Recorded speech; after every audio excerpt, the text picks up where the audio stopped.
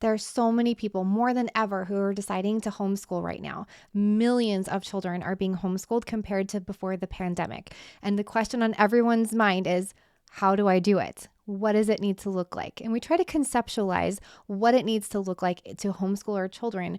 And a lot of the times we kind of skip over some of the more important details. And so in today's video, I want to give you some of those more important details to consider when you are getting started with homeschooling. My name is Emily Brown. I'm a life coach for Catholic homeschool moms who want to have more peace, joy, confidence, and feel calm and controlled and capable of homeschooling your children. You can find all the details for my work as a Catholic life coach at fiatlifecoaching.com. But for now, let's go ahead and dive into some of those most important details that you might be overlooking, whether you're a returning veteran homeschooler or you're brand new to the Catholic homeschooling world. The first thing I want you to do is take a deep breath. You can do this. God believes in you. The only reason to homeschool your children is because God calls you to it. I personally don't believe everyone should homeschool. I don't believe everyone is called to do it. But if you are being called and you are saying yes to the Lord, then congratulations on making one of the best decisions you'll ever make for your family. It's a big job, I'm not going to lie. So make sure you breathe, take a deep breath, go slow. You're going to want to rush.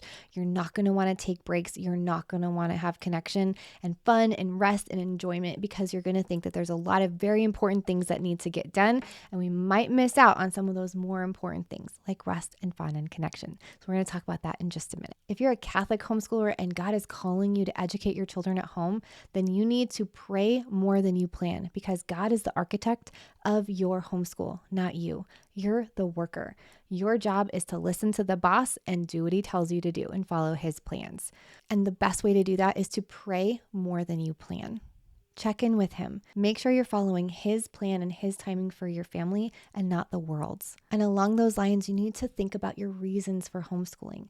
Yes, the Lord is calling you to it, but what else does he put on your heart for your unique family? It's very important for you to root yourself in that why, in that reason. Because when things get challenging, we need to come back and root ourselves in that why, in that call from God, and those unique goals that he has put on your heart. Homeschooling is not the same thing as schooling at home. It should look different. It should feel different. And if you're trying to replicate school at home and do every single subject every single day, it's probably going to feel overwhelming and exhausting. So if it is, slow down, simplify, and think about the things that you love and delight in and start there. Then slowly add 1 or 2 subjects here and there as you're feeling confident and capable to do so. Another thing to consider is keeping your eyes on your own paper. This means not looking at what someone else is being called by God to do for their unique family. He's not calling you to do that exact same thing. Keep your eyes on the paper he's put in front of you, the blueprint that he is going to reveal for you for your unique school. Compare and despair comes up when we have our eyes focused on someone else or some other group, something outside of us, and not focus on what he has in front of us and what's within our control right here and right now. So keep your eyes on your own paper. The right schedule doesn't exist. So let's just set that notion down right now. Consider what kinds of routines and rhythms your family already naturally experiences in your everyday life. And then think about what kinds of educational timeframes can fit more naturally and smoothly into that already established rhythm and routine. If we try to overhaul our family rhythm and routine or our lifestyle to shove homeschooling into it, it's going to feel very abrupt, it's going to feel very forced, and it's not going to flow smoothly. So I really want to encourage you to look at what is already working for your family and then how you can slowly implement bits and pieces of schooling into that. Again, we're not trying to replicate the school day at home. And so we need to set down that expectation and start asking the Lord what his time frame for our family is in our daily life. When you're thinking about choosing curriculum, ask yourself what you would want to learn about alongside your kids. Interview your children. What would they want to learn about? And incorporate some of the things that they are really excited about. The more you and your children are engaged and invested in what you're studying, the less pushback you're going to experience from you and from them. You're going to have a much more pleasant experience in your educational journey together, and you will create a lot more happy, cozy, connected memories. A question I see all the time is, what's the best Catholic curriculum out there? And the thing I want to invite you to just consider is that any curriculum out there can be considered a Catholic curriculum depending on how you use it. So I want you to think about what are the things your kids are interested in, what you're interested in, and if a Catholic curriculum is going to be the best fit for you, then absolutely give that a shot. But if it's not, then consider something that's neutral or secular, and then you can create the Catholic experience by the way you use that curriculum. You can also incorporate a liturgical living and just beautiful conversations within your lifestyle so that you're living an inherently Catholic lifestyle. And then the curriculum that you use is a lot less dependent on the Catholic faith for its foundation.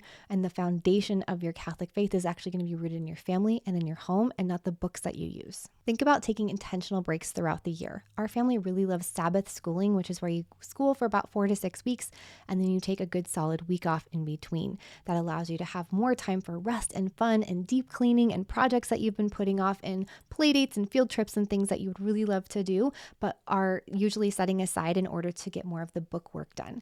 So Sabbath schooling, or just any form of intentional break time planned throughout the year, is going to really allow you to focus here and now on what you're choosing to do so that you can focus and be present in your rest time when you choose to take that. Consider right now, before you get started or before you go back into homeschooling, whenever you're watching this video, consider how you want to respond to behavior and effort that your kids are putting in, whether that's desirable behavior or undesirable behavior, desirable effort or not desirable effort. Decide ahead of time so that all you have to do is implement that and set the tone that you really want to be setting in your home and have a positive impact no matter what's going on. Again, God is the architect in your home and you are the worker.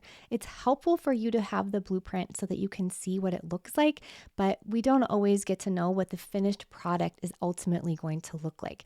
So I want to offer you a free resource that I've recently created called the Happy Holy Homeschool Blueprint. This is a workbook that is going to guide you through deep thinking with the Lord. It's going to give you prayer and checklists and planning sheets and things to use with your kids and things for you to use by yourself and reflections for your students and reflections for mom. You can go and grab that free PDF download with the link below this video. And while you're down there, please like and subscribe to this channel so that I can continue to serve you every single month when I release new life coaching content geared specifically to your Catholic homeschooling lifestyle.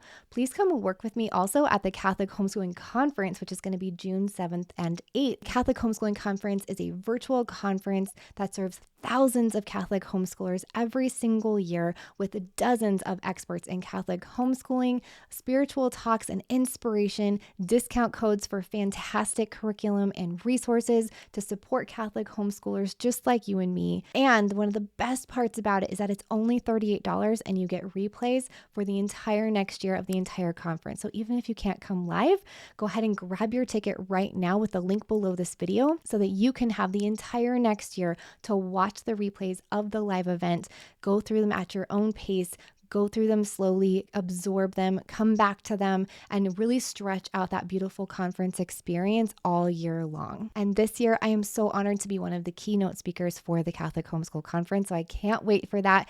I can't wait to see you there. I am praying for you in the meantime. I hope you have a fantastic week. God bless.